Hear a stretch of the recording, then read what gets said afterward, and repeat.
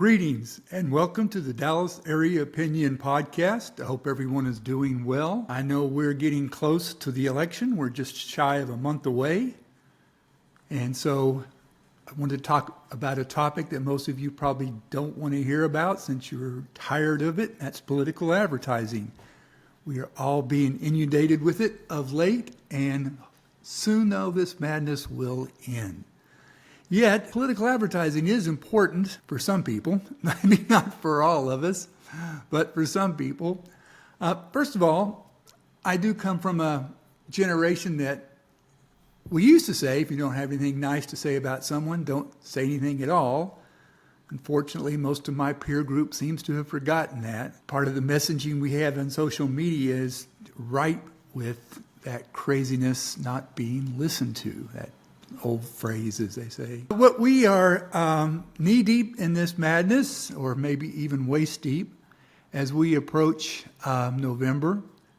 The political advertising used to be a boon to local economies. There was a time when, local TV stations, local radio stations, local print, all the advertising dollars they would receive would be a big boon to them.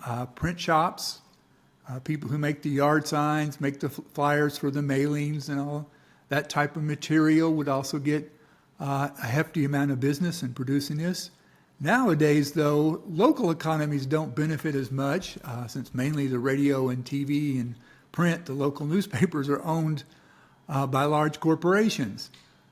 Maybe the print shops still are locally, some of the local print shops, especially in smaller towns or smaller communities, get a boon, get a little economic bonus from this time of year or this time of every 2 years or 4 years, where they do receive some extra business from all this. But that, that benefit to local economies is not as pronounced as it used to be.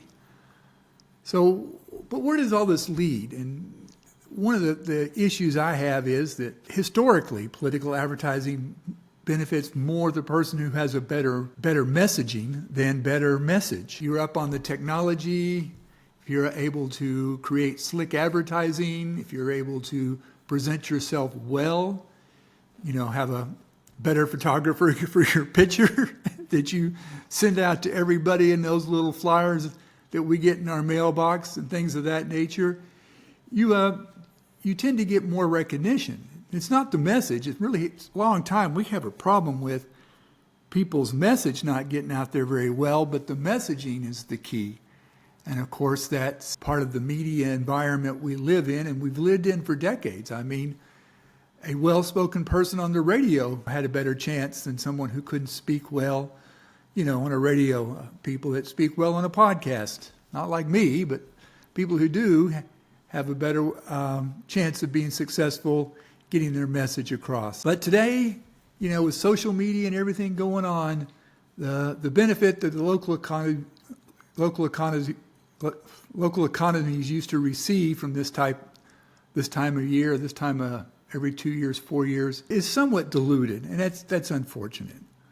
But the main thing is the messaging, and even the messaging can be very weak. The reason I started this madness was, as you are receiving tons of literature in your mailbox, if you actually peruse it, to see how well people are doing, you might find yourself going, what? For example, I received in the mail the other day, big, 8 by 11, pretty nice size, maybe 8 by 10, postcard looking type thing, but it's very large, grabs your attention, colorful, impactful, except for one little problem. It doesn't mention anywhere in the ad who I'm supposed to vote for. It focused primarily on vote against. Bad for this, bad for that, protect this, protect that, vote this person out. And that person's name is on it 4 or 5 times and a couple times in pretty big print. Why is that a problem? Because most people just glance at these, see the name, and all of a sudden that name is the name they recognize. Not the person that this advertisement technically is for, but so it leaves the person going, okay, I've seen this name, so when they go into the voting booth, that's the name they have in their head. So if they are not a true diehard party affiliate voter, they may pick this person because they recognize the name. That vote against stuff and all the information in it goes by the wayside because once they've seen the name, it goes in the trash. Maybe if we're lucky, it goes into a recycling bin. We still want to do our recycling. Other than that, though, this message is counterproductive for the person we should be voting for, that produced this. I don't know. I'm not going to vote for either one of these two people. This came out from one of the two major parties. As you know, I am very anti-Republican and Democrat for many reasons I won't get into right now, but basically their ineffectiveness in actually managing our government is one of the primary reasons. And of course, at one point they were somewhat of effective, but now they're just political parties that get people elected, and no one really cares about worthwhile public policy anymore. Well, they put out some words and do something every now and then, but it's not much. So this critique, I guess I'm trying to get into is when you're looking at the messaging, what are you receiving? What's in your head? What are you thinking when you see something that come across in your mail when you're driving to work? Because drive time is full of it. Full of traffic and full of radio ads. So you're hearing this. Is this messaging of who they want you to vote for being successful? Are you hearing them? Are you an independent voter? Do you pay attention to who might be saying something that may interest you? You hope they actually do come through with the policy proposals that they are initiating on your radio station drive time or your 10 o'clock news, if you happen to watch that nowadays, the ads that you're seeing. Are you receiving that? Are you understanding that? So if we're not going to have successful messages, are we having successful messaging? And I don't know anymore. I think at one point we did, but with the advent of social media just inundating, and I mean inundating with so much madness, we can't keep track of actually what these politicians, these campaigners are trying to get us to recognize about them. Sure, we used to get the nice family photos, the slick things that say, vote for me because I'm for, and they would list 4 or 5 things that whatever their party affiliate was promoting that election cycle, things of that nature, what they may think is important to a local economy if there's a few things going on. I remember one of the most fun times I've ever been a part of politically was Austin, Texas, late 70s, early 80s. Well, we lost that one.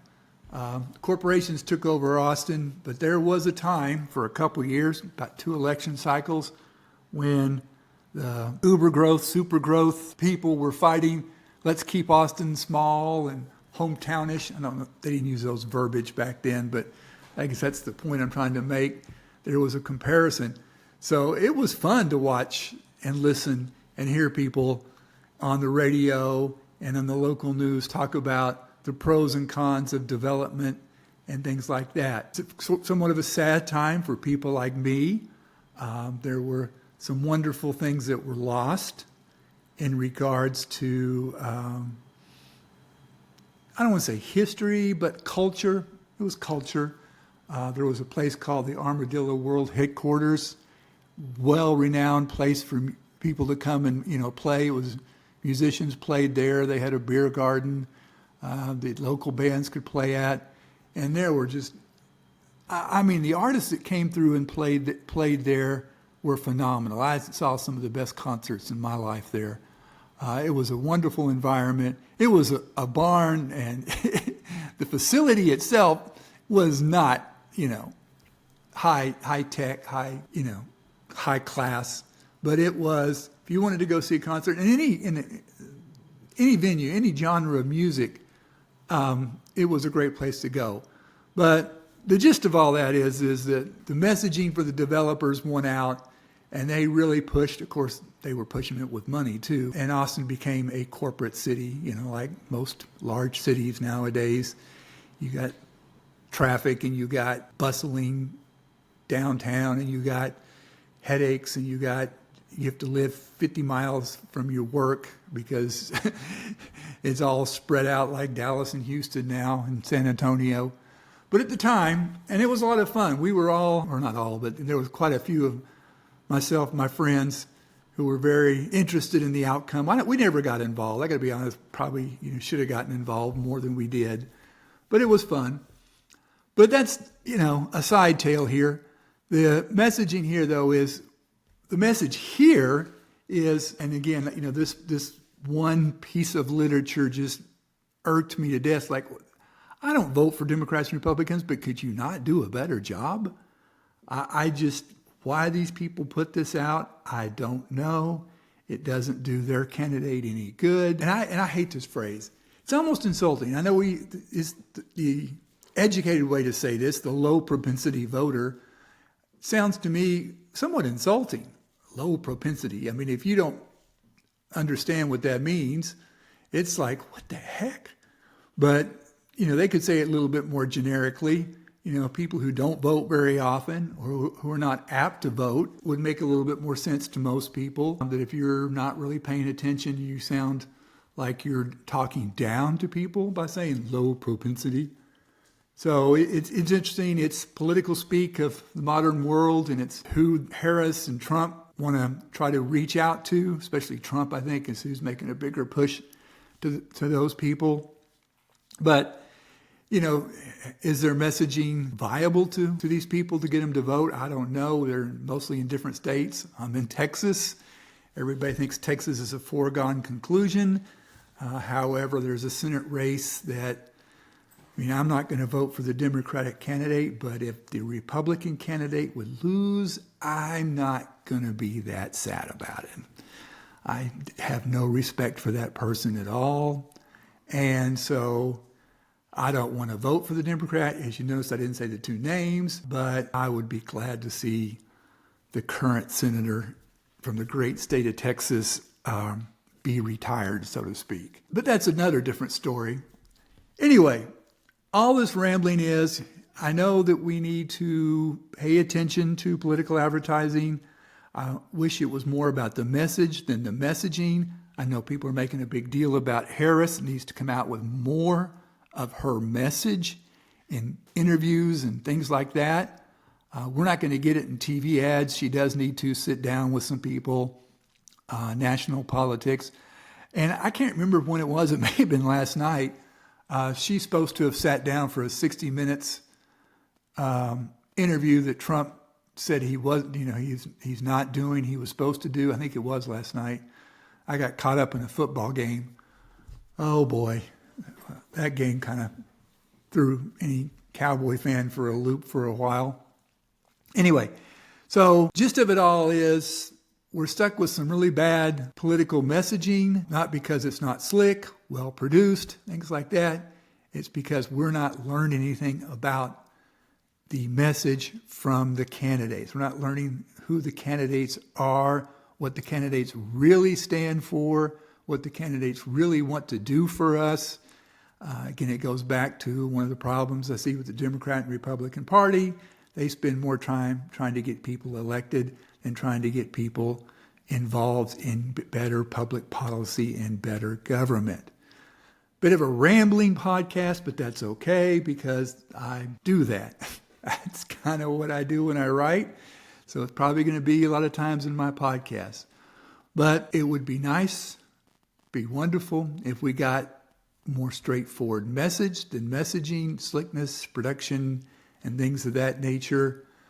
But it is what it is, and I hope you have a good day.